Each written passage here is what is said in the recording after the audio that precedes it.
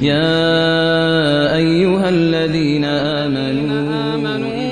إذا نودي للصلاة من يوم الجمعة فاسعوا إلى ذكر الله وذروا البيع ذلكم خير لكم إن كنتم تعلمون. الحمد لله رب العالمين، والصلاة والسلام على سيدنا وحبيبنا محمد وعلى آله وأصحابه أجمعين.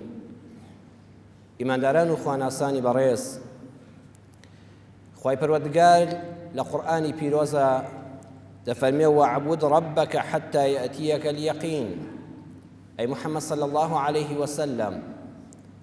ئەی ئیماندارانی شوێنکەوتووی ئەو محەممەدە خۆشەویستە هەتا قیامەت، پەروەردگاری خۆتان بە حەق بناسن و بیپەرستن، بەندایەتی زاتی ئەڵڵای بێشەریک بکەن، عیبادەتی خوا لە نوێژەوە دەست پێ دەکات، لە شایەتمانەوە دەست پێ دەکات بۆ نوێژ و ئەرکانەکانی ئیسلام، پاشان پاکردنەوەی جادەیەک و لابردنی ئازارێک لەسەر ڕێگادا هەر عیبادەتی خوایە کاتێک کە تۆ چاول لە پاداشتەکەیەتی. پەروەردگار دەفەرمێت لەسەر ئەم دینداری و خواناسیە بەردەوام بن حتا دەگەنە یەقین، وشەی یەقین یعنی ئەلمەوت، تا دەگەنە مردن. یەکێ پرسیار بکە باشە بۆچی قورئان نەیفەرموو حتا یەئتیەکە المەوت و بۆ فەرمووی ئەلیەقین؟ بۆچی مردن لە قورئانە بە یەقین ناوبراوە؟ لە وەڵاما دەڵێن لەبەر دوو هۆ. یەکەمیان لەناو خەڵکی سەر زەویدا کەمنین ئەو کەسانەی کە بڕوایان بەبوونی خوای پەروەردگار و خالق نییە بەو ئاشکرا و ڕوونیە، بەڵێ خەڵکانێک هەن ئاشکرا دەریان بڕیوە کە بڕوایان وایە ئینسان هەر ئاوا لە خۆیەوە دروست بووە، بڕوایان بەوە نییە کە ڕۆژێک دەبێت لە دوای مردن زیندوو دەبینەوە، ئەڵێن کە ئینسان مرد کۆتایی پێهاتووە، واتە بڕوایان بە زیندوو بوونەوەی دوای مردن و بەهەشت و دۆزەق نییە، بڕوایان بە پاداشت و سزایەک نییە جگەل لەم دنیاە کە هەبێ. ئەمە مرۆڤ هەیە لەسەر زەویدا، هەشن و کەمیش نین و لە هەموو زەمانێکە تا قیامەتیش دەبن، بەڵام هیچ کەسێک نییە لەسەر ئەم زەویەدا نە لە پێش ئێمە و نە ئێستا و نە لە داهاتوودا کەس نابینی بڵێ من ڕۆژێک نامرم. هەموومان بڕوامان وایە، یەقینمان هەیە کە ڕۆژێ دەبێ بمرین، کەواتە خوا فەرمووی مردن یەقینە. دووەمیان بۆیە مردن بە یەقین هاتووە لە قورئانی پیرۆزدا، لەبەر ئەوەی ئینسان ئەکرێت لە ژیانیە هیچ کات هەژاری نەبینێ، هەر دەوڵەمەند بێ. زۆر کەسەیە لەوەتی لەدایک بۆ تا دەمرێنانی کەمی نەخواردووە، ئەکرێ ئینسان حتا دەمرێ و بەلادا دێ ڕۆژێک نەخۆش نەکەوت بێ. خەڵکی وامان بینی وەکتوێتی حەپێکم لە ژیانمان نەخواردووە تا ئەو ڕۆژەی مردووە. ئەکرێ ئینسان هەمیشە دەم بە خەندە بێ و دڵ و دەروونێکی وای هەبێ زۆر کۆڵ بە دنیاوە هەڵنەگرێ و هەر پێ بکەنێ، ئەمانە دەگونجێ هەبن، بەڵام کەسێک نابینی بڵێن نابێ ڕۆژە مردن بێ یەخەم پێ بگرێ، دنیام پێ بەجێ بێڵێ لە خانۆکە بمکاتە دەرەوە. یەقینە مردن هەمومان دەبێ ئەو ڕاستیە بزانین و دەشی زانین، بە کافر و مسلمانەوە هەمومان لەسەری متەفیقین.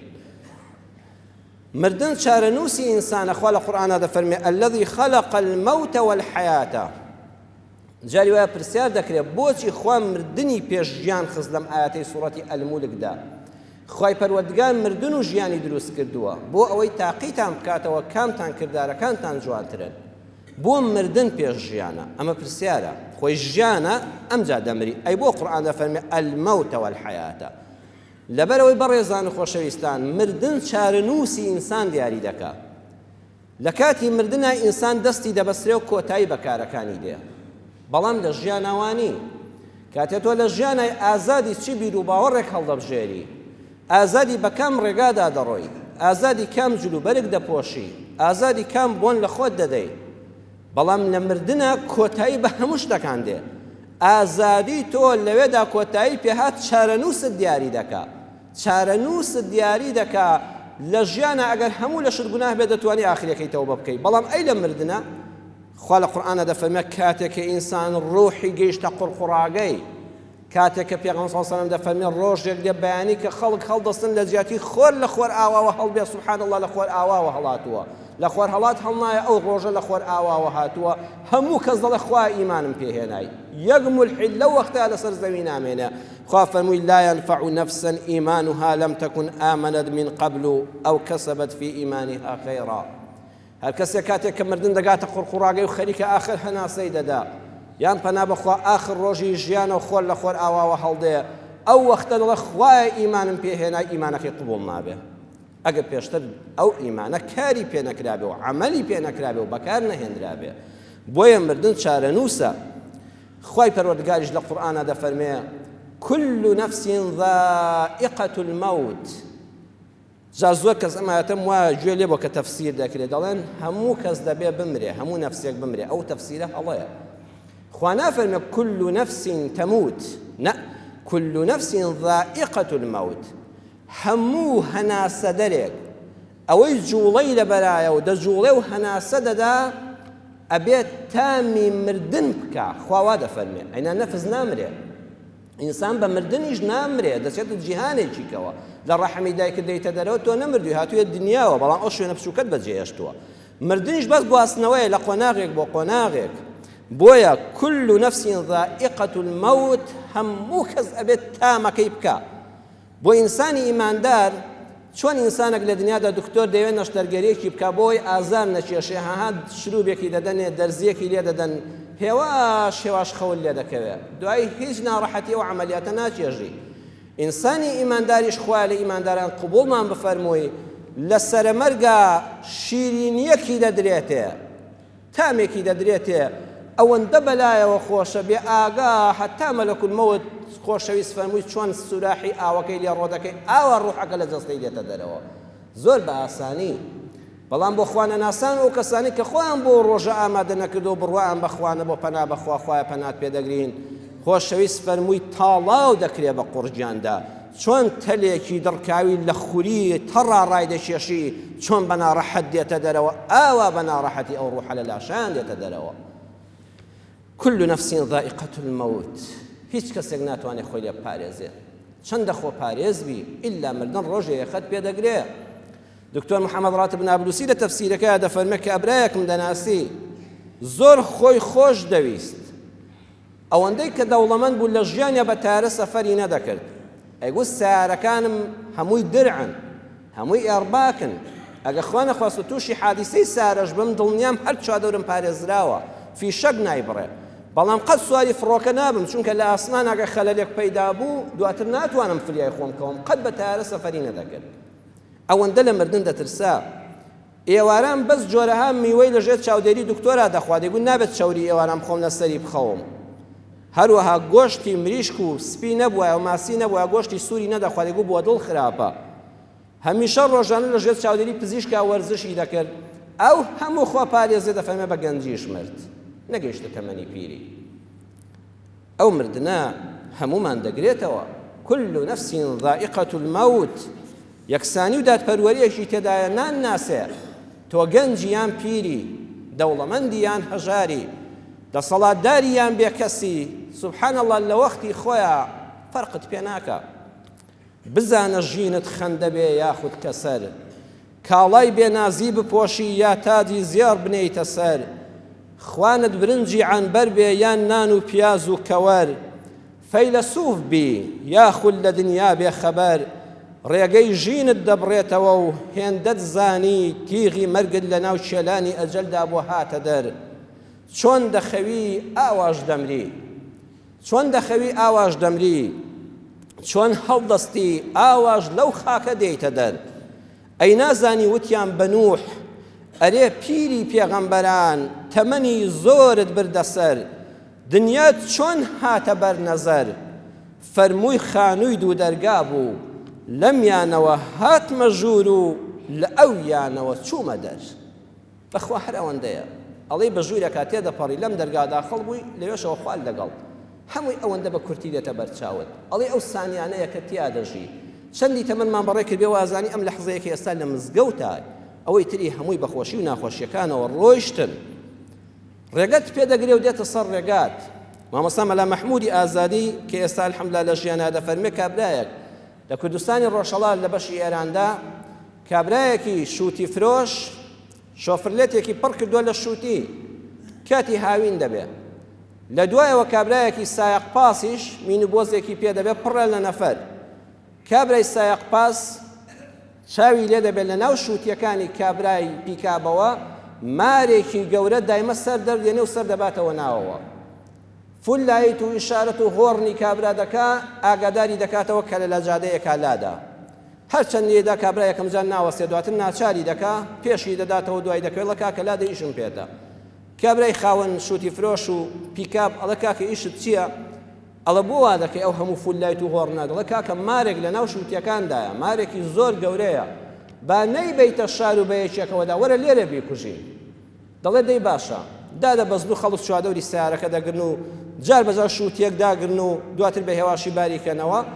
لەو کاتەدا بەبێ ئەوەی لەناو ئەو هەموو خەڵکەدا کە چوادەوری ئەو سیارەیان گرتووە پەنجەی کابرای سایق دەگەزێ سایقی پاسەکە کەمارەکەی یەکەم جار بینیوە پێوەی دەدا پێش ئەوەی بیگەێن نەشار بۆ خەستەخانە گیانی لەدەست دەدا دواتر چەند دەکەن مارەکەش ناک و جەژماریش خۆی ڕزگار دەکات ئەجەلەکە دێتە ڕێگات ئەبێ زۆر پێوە بۆی بڕۆی ئەلە بکەی ڕایگرە بە قوربان خێرا فریادکەوم هەرچەندی خۆت دەپارێزی بەڵام وا دەکەی خۆت داوای دەکەی خۆت ئەڵێ دەبێت لەم وەختەیە ئەم شتە بێتە ڕێگام و ڕوحەکەم تەسلیم کەمەوە چونکە کاتم لەسەر دنیا نەما بەڕاستی مردن جێگەی هەڵوێستە لەسەرکردنە لە دنیایەکەین هەمومان بوغڕا بووین بەم دنیایە هەمومان ماڵمان باوەش بە دنیادا کردووە دەڵێ ڕۆژێ بەجێی ناهێڵین بەڵام بە مردن ينتقل من كل شيء إلى لا شيء چەند دەوڵەمەند و دەسەڵاتدار و خاوەن پلە و پایە بێ نەقڵ دەبی و دەگوازرێەوە بە مردن لە هەموو شتێکەوە بۆ هیچ شتێک سیرکە کاتێکی ئینسان دەمرێ لە کوێدا بە خاک دەست پێدرێ لە قەبرە قەبر مەترێک پان 2 مەتر درێژ توخوا ئەمە هیچەیان نا هیچە بۆ ئەگەر بە جەنابەت بڵێ کابرایەکی کرێچی کە ئاواتی لە دنیادا ئەوەیە عەرزێکی هەبێ و خانوێکی هەبێ کابرایەکی دەوڵەمەند بڵێ کاکە وەڵڵاهی وا فریاد دەکەم و ڕزگارت دەکەم وەرە 2 مەتر عەرزت دەدەمێ ئەڵێ بۆ تۆ گاڵتەم پێ دەکەی جا من 2 مەتر عەرز چی لێ بکەم توخواوە عەرزە ئاخ من 2 مەتر عەرز بوونی و نەبوونی چییە یعنی هیچ نییە دە تۆ گەڕازەکەی 100 مەتر دەیڵە بەخوا ناوەڵە لە 2 مەتر زیاترت پێ نابڕێ تەڵێ دە بەخوا هەر نامەوێ یعنی هەموو ئەوەی ئێمە دێتەوە سەر 2 مەتر لەسەر زەویدا هیچ کەسێک قەبرەکەی 4 مەتر بە 5 مەتر نییە ئەگە دەڵێ ئەی فڵان کەس لەو شوێنە گەورە نێژراوە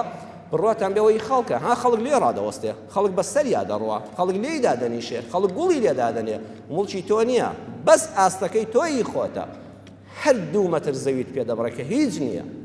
پاشان ئینسان ئەگەر کەسێ بڵێ وەرە جلەکانت کۆم بووە قوماشێکت بۆ دەکەم پێی بچێ ناو خەڵک بتباتە بازار و بڵێ کفنێکی سپید بۆ دەکەم ئاوا لە خۆتی هاڵێن و گیرفانی نەبێ و هیچی نەبێڵێ بۆ من شێتم بەم جلانەوە بچمە ناو خەڵک دەی بەخوا هەموو ژلەکانمان لێدا دەکەندرێت تەنها بەو خامە سپیەوە کە کەس لە دنیادا پێ ڕازی نییە پێی بچێتە ناو خەڵکەوە پێی بچێتە مەجلیسەوە بڵێ چۆن دەبێت شتێک گیرفانی نەبێ و هیچی تێ نەکرێت نە پارە نە موبایل نە تەسبیحێک نابێ هیچی تێ بکرێت بە گیرفانی خاڵی هاتی بە گیرفانی خاڵی دەڕۆیتەوە هەموو لەدەستدا نە شەهادەکەت نە سەیارەکەت نە ماڵ و منداڵەکەت نە حیمایە و حرەسەکانت نە سکرتێر و دەستگاکەت هەمووی لەسەر قەبرەکە کۆتایی پێدێ لە هەمووی بۆ لای هیچ هەمووشمان دەبێ ئاوابی سبحان الله لەو دادپەروەرەی کە لە مردنا هەیە فەرقی کەسێک ناکە بەڵام بەوەندە کۆتایی پێ نایە ئەو ئینسانە کە مرد باوشێکە تا دەچێتەوە ئەگەر تۆزێ ئێواران تاخیر بی خۆشەویستی ناو ماڵ و منداڵتی 10 جار تەلەفۆنت بۆ دەکرێت کچەکەت و کوڕەکەت باوە لەکوێی هاوسەرت پیاوە بەڕێزەکەم تخوا بۆ نەهاتیەوە خوا نەخواستە تووشی هیچ نەبووی هەموو چاوەڕێی تۆن دوعای خێرت بۆ دەکەن یەک ڕۆژ خێزانەکە لە ماڵ نەبێت 10 تەلەفۆنی بۆ دەکەیت تخوا ئافرەت وەرەوە هاوسەری ژیانم خۆشەویستم وەڵڵی ئەم ماڵە بەبێت و هەدڵی کەلاوەیە منداڵەکەت کرد دەستچێوان و باوەشت بۆ دەگرێتەوەڵی بە هەموو دنیای نادەم ئەگەر مناڵەکەت لە ماڵ نەبێ خێرا لێی دەپرسی سبحان الله هەر ئەو پیاوەی ئەو ماڵە هەر ژنی ئەو ماڵە هەر کۆرپەی ئەو ماڵە کە مرد ئەبێ بە هەمووان تەلەفۆن بکەن بە قوربان فریامان کەون و زوو لەم ماڵە بیکەنە دەرەوە تازە جێگای کۆتایی پێهات ئەوەی جاران دڵەکە پێی دەکرایەوە ئێستا دڵ دەڵێ خێرا لای بە لەبەر چاوم خێرا خەمی بخۆ بیگەێنە شوێنی خۆی کۆتایی پێهات ئەو ژوورە مردوویەکی تێدا بمن و تۆ لێ یەترسین و ناوێن بچینە ناوێەوە جاران هاودەممان بوو مؤنیسمان بوو ئێستا دڵم مردووی تێدا مردووە خەڵک سامی لێ دەکا بە مردنەکەش ژیان کۆتایی پێ نایە قورئان ئاەتەکە تەواو دەکات دەفەرمێەوە ئینەما توەفەونە ئوجوڕەکم یەومە القیامە پاداشتی تەواوتان لە قیامەتە توەفەونەی قورئان وشەکانی قورئان زۆر وردن یعنی کەسێک کرێیەکی دراوە تێ بەڵام بەشە زۆرەکەی بۆ قیامەتە ئەگە تۆی ئیماندار لە دنیادا خوای گەورە لوتفی لەگەڵ کردی و کۆمەڵی خۆشیت هەیە ئەوە پاداش نییە ئەوە تەنها موژدانەیە کە خوا دەفەرمێ خوش لە قیامەتە زیاترت دەداتێ کردارەکە بەرهەمەکە پاشەکەوتەکە بۆ قیامەتە ئەگە خوانەناسێک لەم دنیای تووشی بەڵایەک دەبێت ئەوە عقوبە نییە ئەوە ئینزارە سزاکەوە لەو سەرە وإنما توفون أجوركم كي يوم القيامة لقيامته جاء فمن زحزح عن النار زحزح لسوق عسعس وايا يعني شتێکی قرس هەر کەسێ زۆر بە زەحمەت لە ئاگر ڕزگاری بوو خەڵکێک دەپرسێ بۆ بە زەحمەت لە ئاگر ڕزگارت دەبێت خۆشەویستان نمونەیەکتان بێن بە بەرچاو جیهازێک هەیە گڵۆپێکی شینە زۆربەتان بینیوتانە لە شوێنە کە مێشولەی زۆر بە هاوینان دایدەنێن لە ماڵەکان و لە دایرەکاندا ئەو گڵۆپە بەتایبەت لە شەوە کە تاریک بوو گڵۆپەکە هەڵدەکەن شین و جوانە بەیانی هەڵدەستی ئاوەندە مێشولەی کوشتووە هەر نزیک بێتەوە تەقەیەکی لێ دێخاتە خوارەوە ئەو مێشوولە و شتانە پەپوولە و شتەوە ئەزانن ئەمە نور و ڕووناچیە هێندەیان پێ جوان و شیرینە لێ نزیک دەبنەوە کە لێ نزیک بوونەوە دەیان سووتێنێ خوا دەفەرمێ حرامەکانی دنیاش ئاوان ئەوەندە ڕازاوەیە ئەوەندە جوانە وەکو موغناتیز ڕات دەکێشێ والله ئەو ئیمانە نەبێت کە ئێمە هەمانە خوا بە نسیبی کردین و سوپاس بۆ خوا ئاوە ئاگر ڕۆژانە خەڵک ڕادەکێشێ ئەو ئیمانە دەستت دەگرێ و ناهێڵێ جا کەسێک خوا ڕەحمی پێکرد لەناو ئەو هەموو موغناتیسی ئاگرەدا خۆی ڕزگار کرد و خوا ڕزگاری کرد نەکە ڕزگاری بوو وأدخل الجنة چۆ بەهەشتیشەوە فقد فاز بەڕاستی بردوویەتیەوە بەڕاستی ئەو کەسە براوەیە بەڕاستی ئەو کەسە بەختەوەرە وما الحياة الدنيا إلا متاع الغرور قورئان دەفەرمێ لە کۆتایی ئاەتەکەی سوورەتی ئالی عیمران ئاەتی 185 دنیا ڕابواردنێکی کەمە دنیا تراویلکەیە دنیا وەکو گاڵتەی منداڵان وایە بەخوا ڕابواردنێکی خەڵەتێنەرە گەنجی هەموو ئاواتە دەیە هاوسەرت هەبێ دواتر منداڵت هەبێ دوای خانووت هەبێ دوای پارەت هەبێ دوای نانت هەبێ پێشن ناخورێ وەختی ئەزانین جا لە هەمویان بێزاری و بەبێ بەتەنیا بەجێت بێڵن هەر وەکو یایی منداڵان وایە ئەی ئینسان مەخەڵەتێ بەم دنیایە کە غروورە بەڕاستی خەڵەتیانەرە بۆ ئینسانە کە خوای لە بیرچوو بێتەوە ئەگە خوات بە حەق ناسیبێ و لەسەر ڕێبازی ئیسلامی دنیات بەختەوەرە بەڵام کەسێ ئەو قیامەتەی لەبیر کرد بێ هەر دنیای پەرست بێ واللهی لە ئاخریدا پەشیمانە پێش ئەوەی مەلەک المەوت یەخەی بگرێ دەڵێ ئای دنیا چۆن دەستخەڕۆت کردم ئای دنیا هیچت پێ نەبەخشیم و هەموو شتێکت لێ سەندم خۆشەویستانم ئیماندارانی بەڕێز هەمومان دەمرین ئینسان لە بواری دنیاییدا دەڵێم ئەمە بۆ بواری دنیایی 4 نەوع هەیە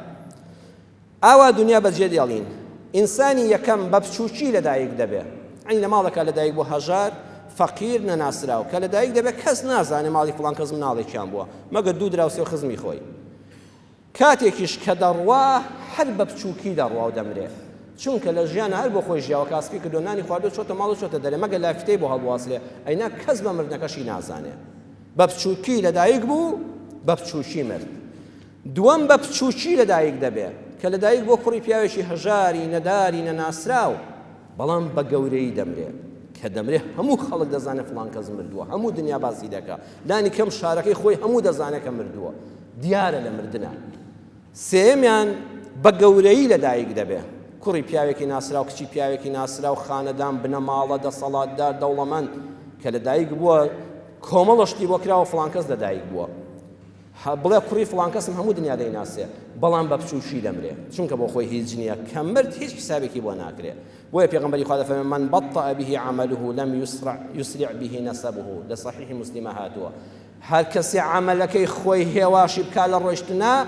کاروکردەوەی غەیری خۆی سەریعی ناکا و فریایی ناکەوێ هەرچەند باوکت مەلەوانی چاک بوو بێ کاتی خۆی تۆ لە ئاوا دەخنچێ ئەگە مەلە نەزانی هەرچەند باپیرت سۆفی بوو بێ و ڕیشی لەسەر ناوکی بوو بێ کە تۆ کۆسەبی سوودێکت پێ ناگەیەنێ سێمیان کەسانێکن بە گەورەی لەدایک دەبن لە بنەماڵەیەکی ناسرا و ناودار بە گەورەییش دەمرن بۆ خۆشیان شتن بۆ خۆشیان ناسراون قارەمانن بەهێزن بە گەورەییش دەمرن چوارەمیان بەڵێ ئەوە چوارەمیان بە گەورەی دەبرێ لەدایک دەبێت بە گەورەی دەمرێن. لەناو هەموواندا کامیان زۆر باشە بەهێزترە ئەوەی بە بچووکی لەدایک بووە، لە ماڵێکا لەدایک بوو کەس نازانێت کوڕی کێیە باوکی کێیە هەژار و نەدار، بەڵام کە مرد هەموو دنیا دەیناسێ بە گەورەی دەمرێت. بەچی بە گەورەی دەمری؟ بەچی بە گەورەی دەمری؟ یەکەمیان بە عیلم و زانیاری. علم و زانیاری جامەلایەتی بێ، مامۆستای مەکتەب بێ، ئەندازیاری بێ، پزیشکی بێ، ئینسان بە گەورەی دەمرێنێ، لەناو خەڵکا زۆر دەناسرێ. کامانە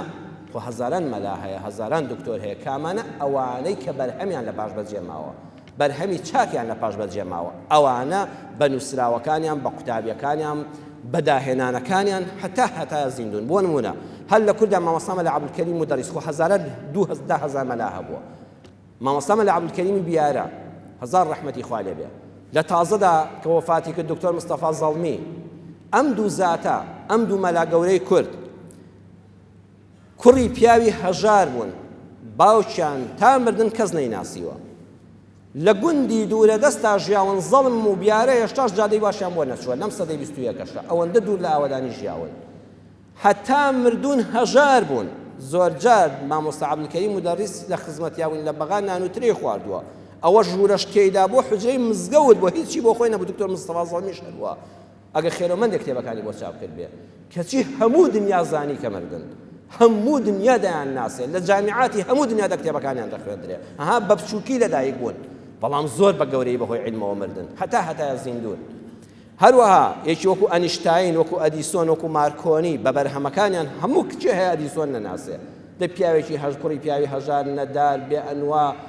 نەناسراو، بەڵام هەتا ئەدیسۆن هەر گڵۆپێکت چاپێکوت ئەدیسۆن بەرچاو دەکەوێتەوە. عیلم بە گەورەی دەدمرێنێ. دووەم بەخشندەیی، ئەها کەریمی عەلەکە خۆ مەسیحی بووە، هەموو مسلمانان لە منبەری شێوە باسی دەکەن ساڵی گرانی فریای خەڵک کەوتووە، حەماغای گەورەی کۆیە لە ساڵی گرانیدا فریای خەڵک کەوتووە. بەخشندەکان کابرا بەخشندەیە مزگەوتێک مەکتەبێک خەستەخانەیەک دروست دەکات تا ماوە بە گەورەی دەمرێ، هەر ناوی زیندوە لە ناو دڵی خەڵکە. سێم حاکمی دادپەروەر، ئەها پێغەمبەر صلی الله علیه و سلم لەناو ئەو هەموو پاشانەی حەبەشەدا تا قیامەت فەرمووی ئین بها مەلیکا لا یظلم عندها ئەحەد، بڕۆن بۆ حەبەشە پاشایەکی مەسیحی لێیە، زوڵمی لەلا ناکرێ و کەس تەمی لێ ناکرێ. لەناو ئەو هەموو پاشانەی حەبەشەدا ئەسیوبای ئێستا بەس ناوی ئەو پاشایە بە دیاری ماوەتەوە، چونکە دادپەروەر بوو کاتی خۆی. هەروەها سیاسەت مەداریش، سیاسەتیش پیاو بە گەورەی دەمرێنێ، بەڵام کام سیاسەت مەدار؟ سیاسەت مەداری دڵسۆز زائیدەن ڕاستگۆ لەگەڵ میلەتەکەی خۆیدا، سیاسەت مەداری ڕێوینە. حەزەتی عومەر سیرکە، سیاسەت مەدار بۆ خەلیفەی مسلمانانش بوو، چەند بە گەورەی مرد. عومەری کوڕی عەبدولعەزیز ڕەجی گەندەڵی لە وڵاتەکەیان بنبڕ کرد. سەیری قازی محەممەد کە چەند بە گەورەی مرد، هەتا سیاسەت ئەو پیاوەی بەرز کردەوە. چێ هەیە قازی محەممەدی خۆش نەوێ؟ مەهاتیر محەممەد لە مالیزیا چێ هەیە نەیناسێ لە عالەما، هەتا خەڵکی مالیزیا قەرزاری ئەو سەرکردە سیاسیان. هەروەها غاندی، ماندێلا، ئەمانە سیاسەت گەیەنە قیمەی خۆشەویستی نەک لە ناو میلەتی خۆیاندا، ڕێزیان هەیە لە ناو هەموو میلەتانی جیهاندا، چونکە سیاسیەکی ڕاستگۆ و دڵسۆزی میلەتەکەی خۆیان بوون. ئەمە بۆ دنیا. ئەی لای خوا ئەو کەسە بەڕێزە کە خوای لێ ڕازیە، ئەمە دنیا. بەڵام کە دەچینەوە حزوری خوا ئەمانە ناخوا. لە حزوری خوای پەروەردگاردا لە صحیحی بوخاریدا بە ژمارە فەرمودەی 5091 فەرمودەیەک هاتۆ بۆتان دەجێڕمەوە. سهل سەحابەی پێغەمبەرە دەفەرمێ کابرایەک تێپەڕی بەلای پێغەمبەری خوادا صلی الله عليه وسلم، سەروەر فەرمووی ما تقولون في هذا، ڕەئیتان چییە بەرامبەر بەو کابرایە؟ وتیان رجل من أشراف الناس، پیاوێکی ناودارە ئەی پێغەمبەری خوا، زۆر ناسراوە،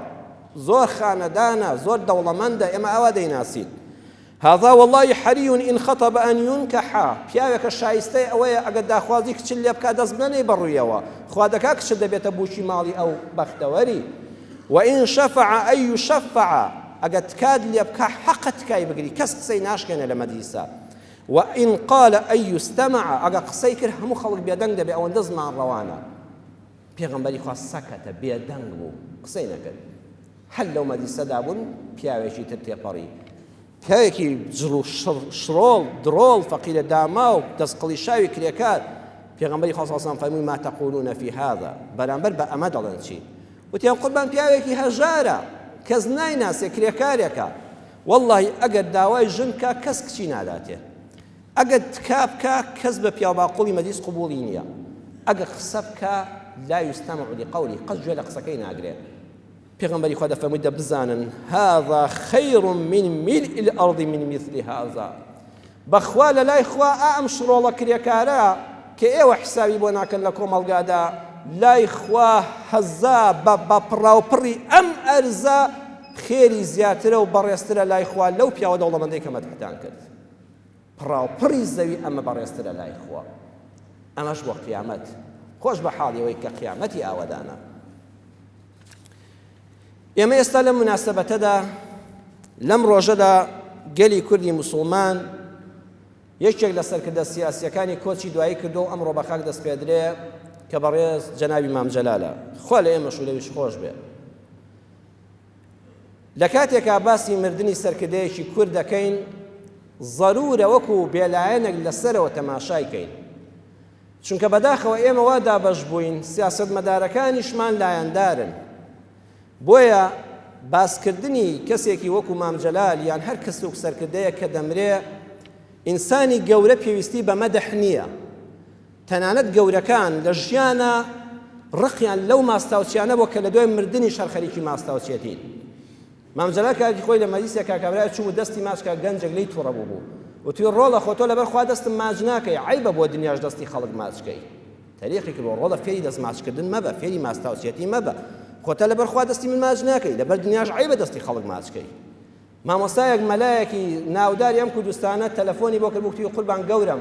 وتی مامۆستا عیبە بۆ تۆ بە من بڵێی گەورم ئەوە من لە شوێن تۆ بڕۆیشمە تۆ مەلای گەورەتری لەوەی بە من بڵێی گەورم عیبە فێری ئەوە مەبە ماستاوچێتی مەکە هەر لە لای خۆی تەریقی کردبەوە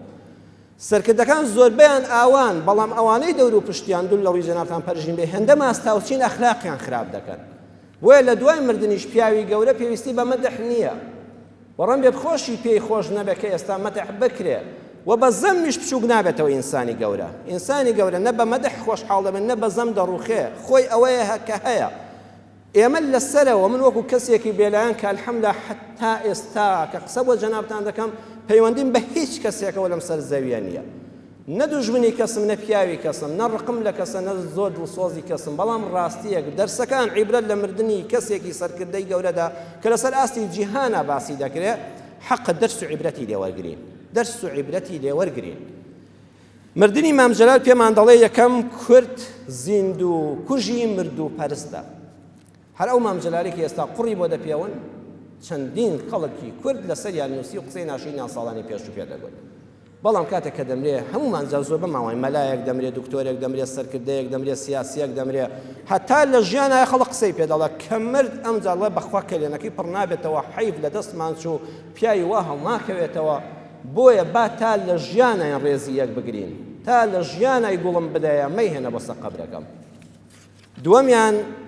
کورد یەکتری زۆر خۆش دەوێت زۆر ئەمە پێویستە سیاسیەکان دەروونناسەکان دیراسەی ئەم وەزع بکەن لە مردنی پیاوێکی وەکو مام جەلالدا ئەمەمان بۆ دەردەکەوێ ئێمەی کورد زۆر جار ئەوەندە بە عاتیفە یەکترمان خۆش دەوێ خەریکە لە سنوور دەچینە دەرەوە کەچی کە بەیەکەوەین و بەیەکەوە کار دەکەین و بەیەکەوە لە یەک نزیکین لە زیاتی دەستبار بین ئەمجا بەیەکەوە ئیدارە ناکەین لە مێژووی جەنابی مام جەلالدا ئەمە بە ڕاشکاوی دەبیندرێ سەیری کتێبەکەی خۆی ژیاننامەی مام جەلال بەرگی 1 لاپەڕەی 34 کەن مام جەلال دەڵێ کاتی خۆی ساڵی 1947 کە کۆماری ساوای کوردستان وێران کرا قازی شەهید کرا تەمەنی 14 ساڵ بووە لە کۆیە ئەڵێ دەقەیەک بە پێوە ڕاوەستاین بۆ شەهیدانی کۆماری کوردستان ئەڵێ ئەو کاتە بارزانی ڕەحمەتی مەلا مستەفای بارزانی کە لە مەهابەتەوە بەرەو رووسیا ڕۆیشت پیاوە چەکدارەکانی لەگەڵ ڕۆیشتن و ژن و منداڵەکان هاتنەوە زۆر بە داماوی و بە ڕەش و ڕووتی هاتنەوە ئەڵێ ئەوەندە مەلا مستەفای بارزانیم خۆش دەویست مام جەلال خۆی ئەمە قسەی خۆیەتی دەڵێ لە کتێبەکەیدا دەڵێ ئەوەندەم خۆش دەویست مسڵمانێک چەند عەشقی مەککە و مەدینەیە ڕەن بێ وەکو ئەوە کەمتر شتێک زیاتر لەوە خۆشم ویست بێ بۆیە ژنێکی بەرزانی کە مێرد و کەسوکاری هەمووی ڕۆیشتبوون و نەبوونی ڕووی تێکرد بوو بە سوالکردن منداڵەکانی بەخێو دەکرد هاتە شاری کۆیە هاتە بەر دەرگای ماڵی ئێمە و وتی من یەکێکم لەو ئافرەتە بەرزانیانی کە لە مەهاباد گەڕامەوە و مێردەکەم لەگەڵ بەرزانیدا چۆ بۆ رووسیا ئەڵێ کەوتی وشەی بەرزانی بەکارهێنا ئەوەندە خۆشەویستیم بۆی هەبوو وتم تخوا هیچ یادگاریەکی ئەولا نییە وتی مەلا مستەفا ڕۆژە سەری تاشیوە چەند تاڵەموویەکیم هەڵگرتوتەوە مام جەلال دەڵێت لە هەموو دنیادا من خاوەنی یەک تاکە دینار بووم، دیناری ئەو زەمەی ساڵی 47 زۆر بووە. ئەڵێ وتم من هەموو دنیا ئەوەشکی بەرم ئەم دینارەیە، ئەو دینارەت دەدەمێ تخوا ئەو تاڵەموانەی مەلا مستەفا بدە بم بە لە جیفانی منابوون و هەڵیان گرم، ئەو قودسیەتە بن من کەوێ. یعنی ئەو پەڕی خۆشەویستیە تۆ هەرچی سەروەتێکت هەیە گەنجێکی تەمەن 14-15 ساڵ هەمووی بدەی بۆ تاڵەمووی سەرکردەیەکی کوردی. بەڵام کاتێک کە لەگەڵ بارزانی بە یەک دەگەنەوە لە ناوەڕاستی شەستەکاندا مێژوو بەداخەوە ماساتێک دەنووسێتەوە، درزێک کەوتە ناو قاڵبی کوردیەوە کە من ئێستا قسە بۆ ئێوە دەکەم ئەو درزە هێشتا ساڕێژ نەبووە، ڕەنگە لە ئاستی سەرکردەکاندانە بەڵام هێشتا جەماوەری دابەش کردووە. وایە نا فعلەن وایە. یەکترمان زۆر خۆش دەوێت کەچی کاتێک کە دەکەوینە کاروبارەوە بەیەکەوە بین بەیەکەوە ئیدارە ناکەین.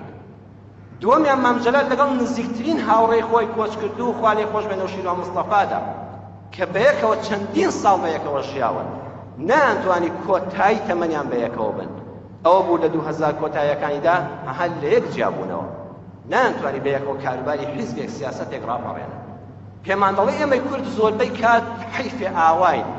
بۆیە کاتێک کە باسی کۆچکردو و خوا لێی خۆش بێنە و شیرۆ مستەفا دەکا دەڵێ ئەگەر گیر و گرفتی سیاسیم هەبوو بێ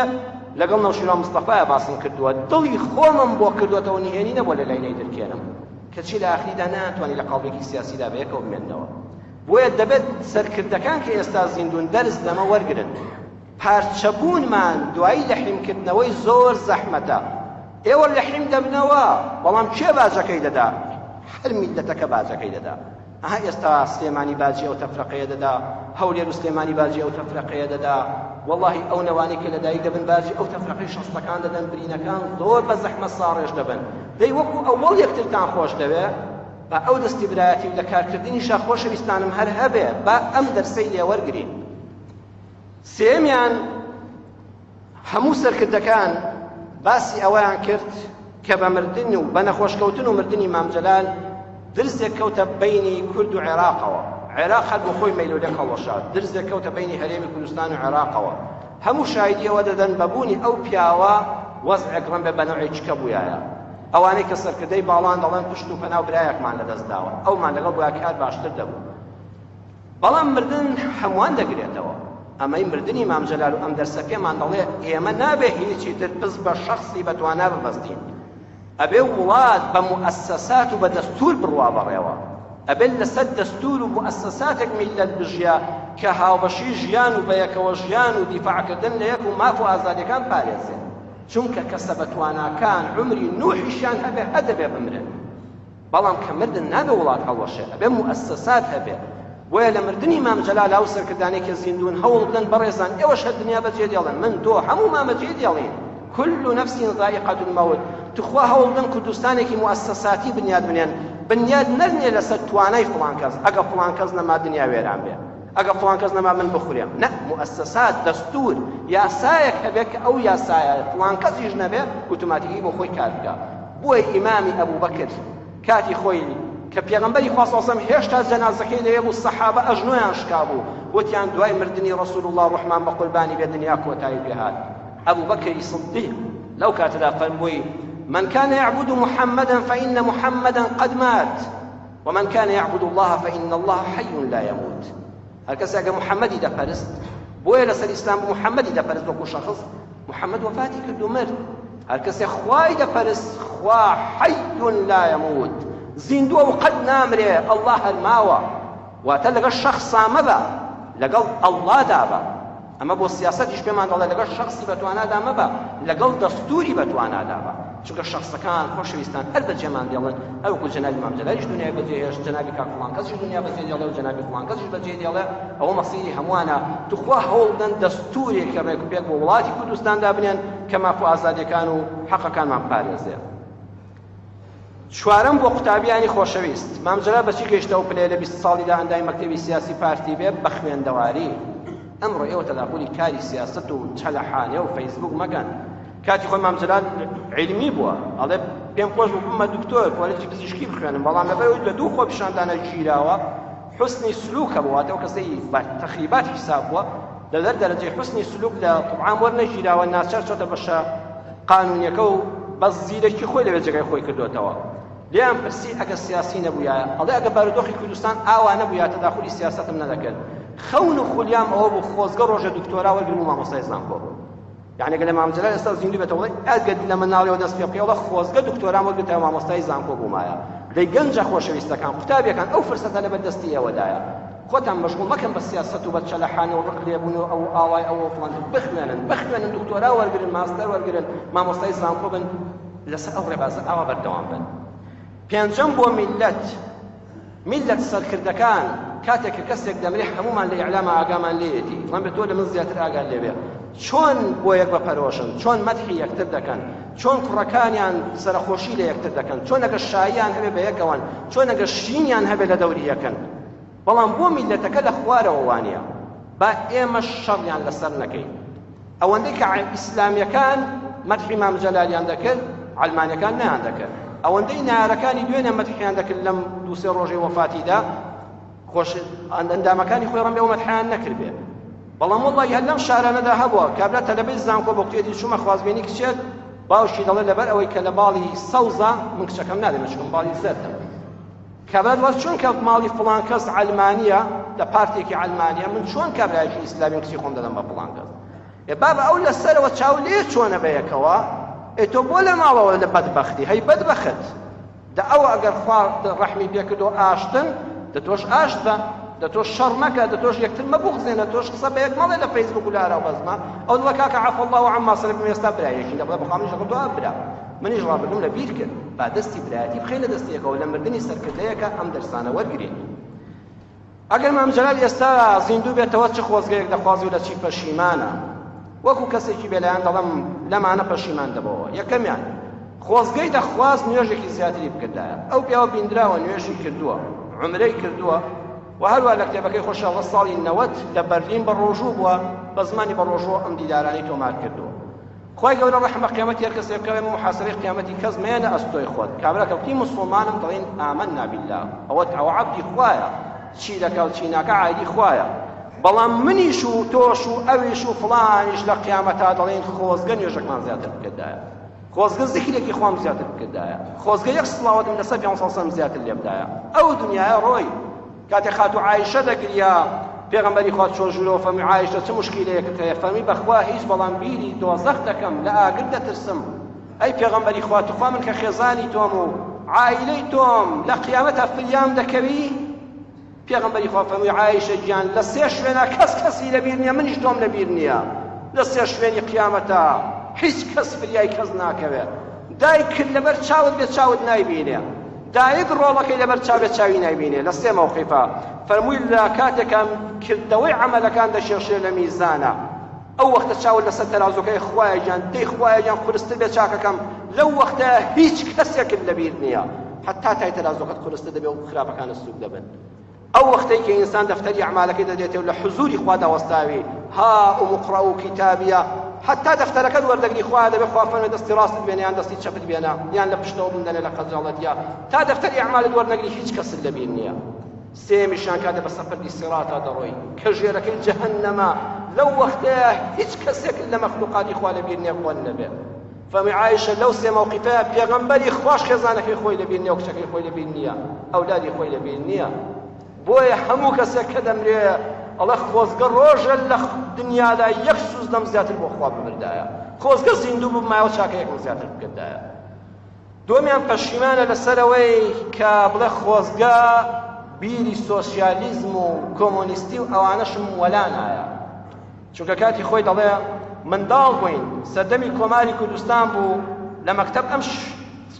شیعرەمان لەبەرکرد بوو دەمانگوت بژی ستالین خۆش بێت چەقش و داست لە ژێر ئیستیبداد کوردی کرد خەلاس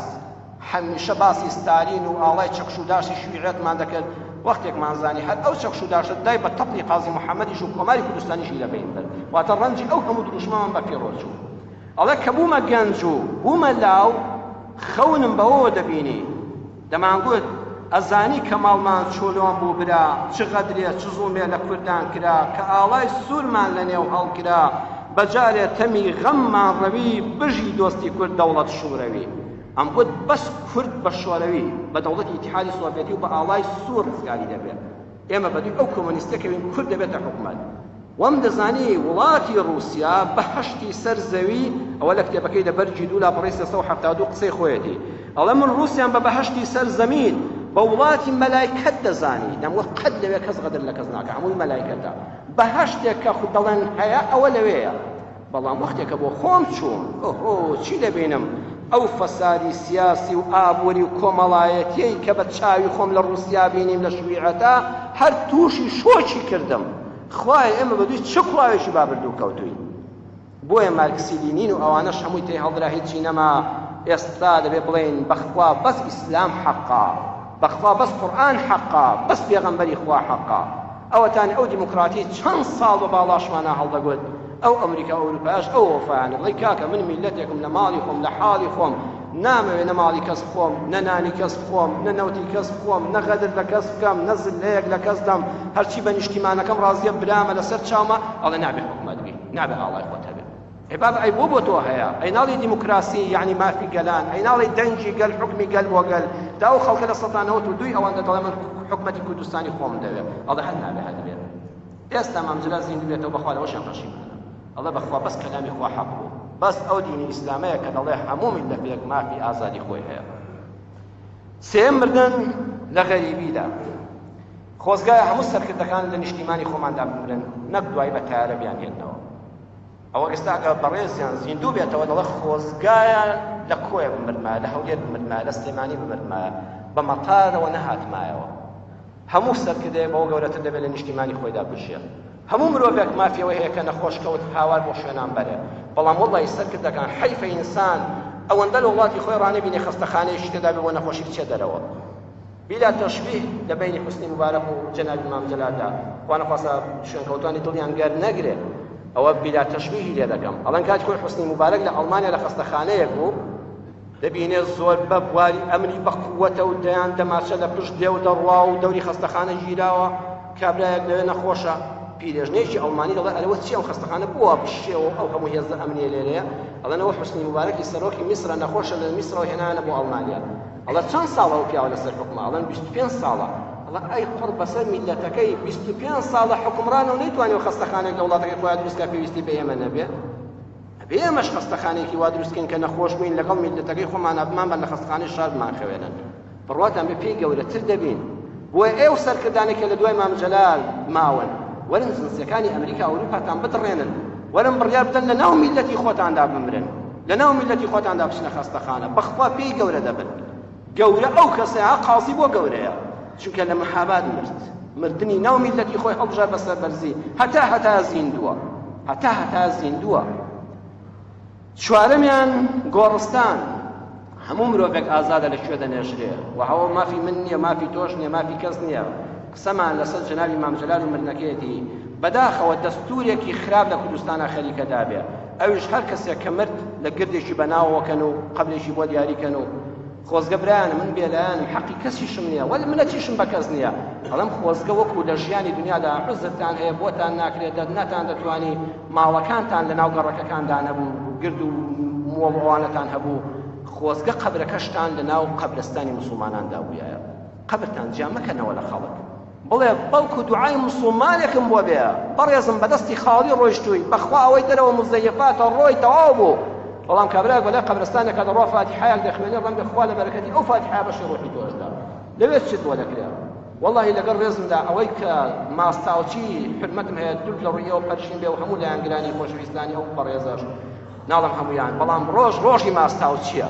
تا مام جەلال خۆی لە ژیاندا بوو ئەوانە نایاندەوێرە بەرامبەری داژنیشن کە نەخۆش کەوتو ئێستا نەماوە ئەمجا بیرەوەری دەژێڕنەوە وان بە مام جەلال گوت ئاوا نەسیحەتم کرد داوای ئەوەی لێکردم کوڕە وەڵڵا درۆ دەکەی وەڵڵی تا زیندوو پڕ بە چاو نەدەوێرا سەیریکەی بچی ئەو ژوورەشەوە ئیتر ئەم ماستاوچێتێ جا ئەمجا کونەبا دەکرێتەوە بۆ فشەکردن لەسەر تەلەڤیزۆن هەرچی ڕۆژێ جووتێ پاتەی دڕاندبێ هەزار بیرەوەری درۆ هەڵدەبەستێ بە ناوی مام جەلالەوە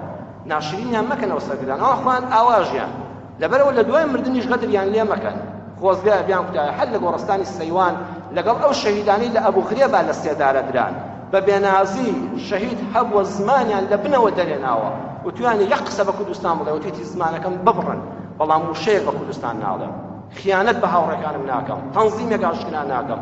ئێستا لە گۆڕستانی سەیوانی سلێمانی نێژراون لە گۆڕستانەکانی هەولێر نێژراون خۆزگە سەرکردەکانی ئێمە وەسیەت بکەن کە مردم لەگەڵ ئەو خەڵکەی خۆمان بنێژن ڕۆحی من لەوان ئازیزتر نییە ئەوانشان لەسەر هەمان ڕێبازی کوردایەتی مردن ئەم گردابەشکردن و ئەم زیارەتگا و ئەم مەجالکردنەوە بۆ خەڵکی ماستا و چیجا مەلا خۆ دەباتە پێشەوە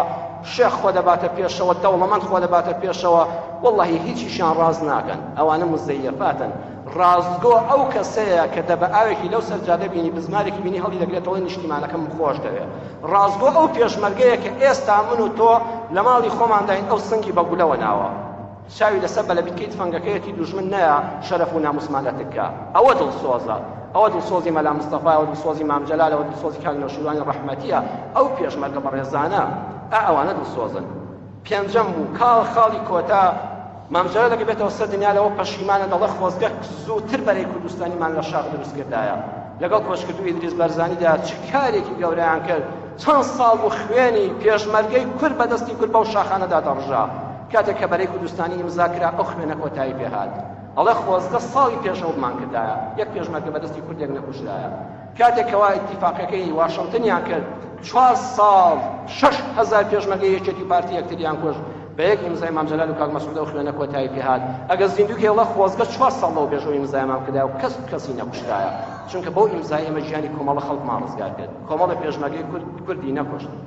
هەموو کەسێک کە دەمرێ پەشیمانە خۆزگە بواری ئاشتیم زیاتر بوویایە خۆزگە زووتر دەست پێشکەری ئاستیم کردایە خۆزگە گەورەیم بنواندایە ئەی ئەوانەی زیندون ئێستا دەرس لەو مردنەوە گرن ئێستا برا گەورەی بنوێنن بڵێ خۆزگە من زووتر بچوومایە ماڵی فڵان کەس و کۆتاییم بە ناوخۆچیەکانی کوردستان بێنایە و دڵی میلەتەکەی خۆمم خۆش کردایە و ناحەزانم بەخۆم خۆش نەکردایە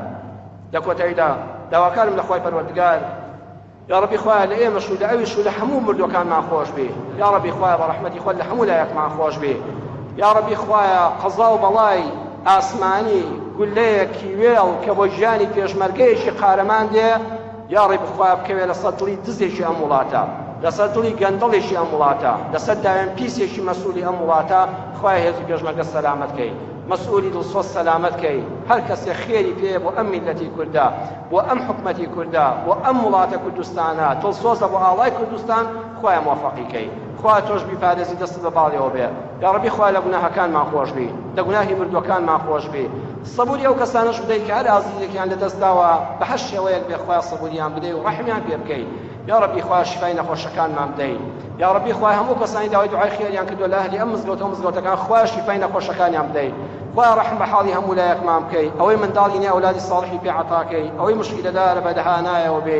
عاقبەتمان خێرکەی لە بەڵاو مصیبەت بەدوورمان کەی آمین آمین والحمد لله رب العالمين يا أيها الذين آمنوا